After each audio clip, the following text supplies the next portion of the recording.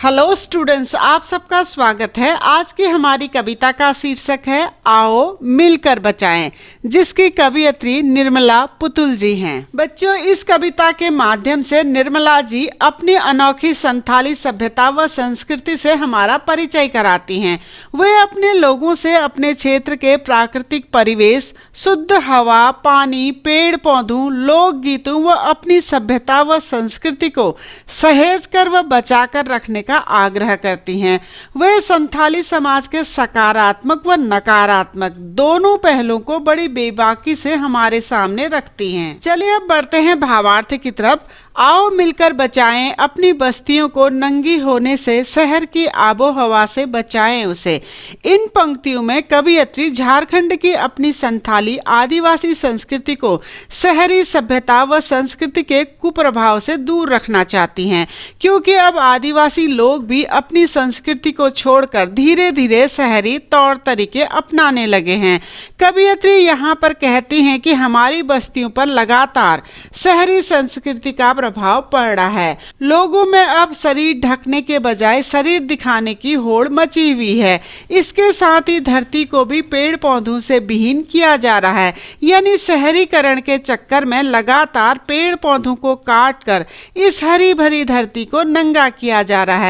कवियत्री लगातार हो रहे शहरीकरण के कारण अपने क्षेत्र को वृक्ष विहीन होने से बचाना चाहती हैं, अपने पर्यावरण को सुरक्षित रखना चाहती हैं और अपनी संथाली परंपराओं को भी बचाना चाहती हैं। बचाएं डूबने से पूरी की पूरी बस्ती को हंडिया में।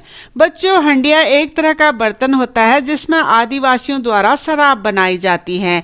इन पंक्तियों में कवियत्री कहती हैं कि शहरी वातावरण का प्रभाव अब हमारे क्षेत्र के लोगों पर भी पड़ने लगा है। यहाँ की बस्ती के लोग भी अब शहर के लोगों की तरह ही नशा करने लगे हैं। इससे पहले कि हमारी पूरी बस्ती के लोगों को नशे की लत लग जाए, हमें अपने लोगों को नशे की प्रवृत्ति से बचाना होगा। हमारी अगली पंक्तियां हैं अपने चेहरे पर संथाल परगना की माटी का रंग, भाषा में झारखंडीपन। इन पंक्तियों में कवियत्री कहती हैं कि शहरी आबोहवा आदिवासियों के सरल रहन सहन, स्वभाव व संस्कृति को प्रभावित कर रही हैं। इसीलिए वे अपने लोगों से आग्रह करती हैं कि हमें अपने मूल आदिवासी चरित्र व संस्कृति को बनाए रखना है। कवियत्री कहती हैं कि संथाल परगना के लोगों की सभ्यता, संस्कृति व झारखंडी भाषा ही उनकी असली पहचान है। इसीलिए उन्हें उसे बनाए रखना चाहिए, उस पर शहरी प्रभाव नहीं पड़ने देना चाहिए। ठंडी होती दिनचर्या में जीवन की गर्माहट, मन का हरापन, भोलापन, दिल का अक्खड़पन, जुझारूपन भी। इन पंक्तियों में कवियत्री कहती हैं कि शहरी प्रभाव पड़ने के कारण लोगों की दिनचर्या में आलस बढ़ता जा रहा है, जिस कारण उनकी दिनचर्या पहले जैसी उत्साह व उमंग भरी नहीं रही है। इसीलिए उन्हें आलस को तुरंत दूर करना चाहिए ताकि उनके जीवन में उमंग, उत्साह और उल्लास बना रहे, मन खुशियों से भरा रहे, उनके दिल का भोलापन शहरी प्रभाव से प्रभावित न हो। अक्खड़पन व जुझारूपन आदिवासियों के स्वभाव की विशेषता है, जिसे उन्हें खोना नहीं चाहिए। अर्थात कवियत्री कहती हैं कि झारखंडी संथाली समाज की पहचान वहाँ के लोगों का उत्साह से भरा जीवन, उनका जोशीला मन, दिल का भोलापन, स्वभाव में अक्खड़पन व जुझारूपन है, जिसे उन्हें बनाए रखना चाहिए। बच्चों, यहाँ पर ठंडी होती दिनचर्या से मतलब है कि आलस से भरा जीवन, जीवन की गर्माहट से मतलब है उत्साह व उमंग से भरा जीवन, मन का हरापन से है खुशियों से भरा मन। बढ़ते हैं अगली पंक्तियों की तरफ। भीतर की आग, धनुष की डोरी, तीर का नुकीलापन, कुल्हाड़ी की धार। इन पंक्तियों में कवियत्री कहती है कि संथाली लोगों की पहचान उनके भीतर की आग, यानी उनका साहस, पराक्रम और वीरता है। धनुष की डोरी पर चढ़ा हुआ तीर और उनके कंधे पर कुल्हाड़ी ही उनकी असली पहचान है, जिसे उन्हें बनाए रखना है। जंगल की ताजा हवा, नदियों की निर्मलता, पहाड़ों का मौन, गीतों की धुन, मिट्टी का सौंधापन, फसलों की लहलहाट। इन पंक्तियों में कवियत्री कहती हैं कि प्रकृति ने झारखंड को भरपूर प्राकृतिक संपदा से नवाजा है, इसीलिए यहाँ पर खूब पेड़ पौधे हैं, वातावरण में ताजा हवा है, नदियों का पानी एकदम साफ और निर्मल है, ऊंचे ऊंचे शानदार पहाड़ों में एकदम शांति छाई रहती है। आदिवासी पहाड़ी गीतों की धुन, मिट्टी का सौंधापन व खेतों पर लहलहाती फसल इस क्षेत्र को विशिष्टता प्रदान करती है। अर्थात संथाली परगना की मिट्टी की भीनी भीनी खुशबू, खेतों पर लहलहाती फसल, यहाँ के लोकगीत, ये सब हमारी संस्कृति व सभ्यता की पहचान है। इन सब को शहरी संस्कृति के प्रभाव से हमें बचाए रखना है। अगली पंक्तियां हैं, नाचने के लिए खुला आंगन, गाने के लिए गीत, हंसने के लिए थोड़ी सी खिलखिलाहट, रोने के लिए मुट्ठी भर एकांत, बच्चों के लिए मैदान, पशुओं के लिए हरी हरी घास, बूढ़ों के लिए पहाड़ों की शांति। शहरों में बढ़ती जनसंख्या के कारण घर एवं आंगन छोटे होते जा रहे हैं और बच्चों के खेलने के मैदान खत्म होते जा रहे हैं।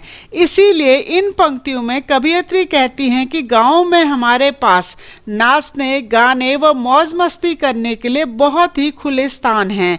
अपनी खुशी व आनंद प्रकट करने के लिए हमारे पास सुंदर सुंदर लोकगीत, संगीत भी है, यानी हम अपनी खुशी अपने लोकगीतों के जरिए प्रकट कर सकते हैं। शहर में बढ़ती आबादी के कारण घर व खुले मैदान एकदम छोटे होते जा रहे हैं और एकांत स्थान तो खत्म होते जा रहे हैं। भीड़ बहुत है मगर पड़ोसी पड़ोसी को नहीं पहचानता है।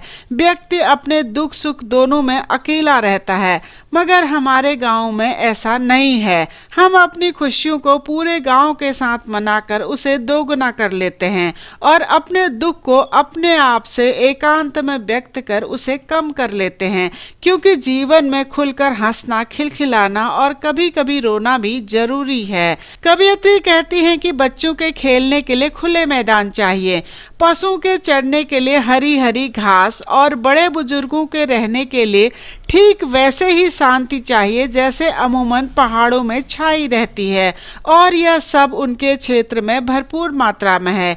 इसीलिए वे आदिवासी समाज से अपने क्षेत्र के मूल स्वरूप, वातावरण, प्राकृतिक परिवेश, सभ्यता व संस्कृति को बनाए रखने का आग्रह करती हैं। हमारी अंतिम पंक्तियां हैं, और इस अविश्वास भरे दौर में थोड़ा सा विश्वास, थोड़ी सी उम्मीद, थोड़े से सपने, आओ मिलकर बचाएं, कि इस दौर में भी बचाने को बहुत कुछ बचा है अब भी हमारे पास।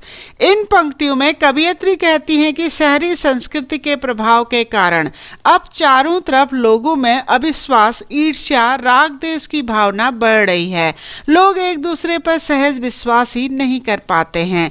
इन लोगों के अंदर थोड़ा सा विश्वास जगाना है, जिससे उनके अंदर थोड़ी सी उम्मीद जागे, ताकि वे फिर से थोड़े से सपने देख सकें और उनका जीवन सुखी हो सके। कवियत्री कहती हैं कि मैं लोगों से आग्रह करती हूँ कि अभी भी स्थिति बहुत अधिक नहीं बिगड़ी है, अभी भी हमारे पास बचाने के लिए बहुत कुछ है। हमें फिर से उसे सहेजना है, संवारना है। इसीलिए आओ हम सब मिलकर अपनी सभ्यता व संस्कृति को बचाएं, उसकी रक्षा करें। तो बच्चों, ये था आओ मिलकर बचाएं कविता का भावार्थ। उम्मीद है आपको समझ में आया होगा। इसी कविता के भावार्थ को आप और विस्तार पूर्वक देखना चाहते हैं तो आप हमारी वेबसाइट keepinspiringme.in में विजिट कर सकते हैं। डिस्क्रिप्शन में मैंने इसका लिंक दे दिया है। अगर आपको वीडियो इन्फॉर्मेटिव लगा हो, पसंद आया हो, तो प्लीज़ चैनल को लाइक करें, सब्सक्राइब करें और आने वाली वीडियो की इन्फॉर्मेशन के लिए बेल आइकन को दबा दीजिए। धन्यवाद।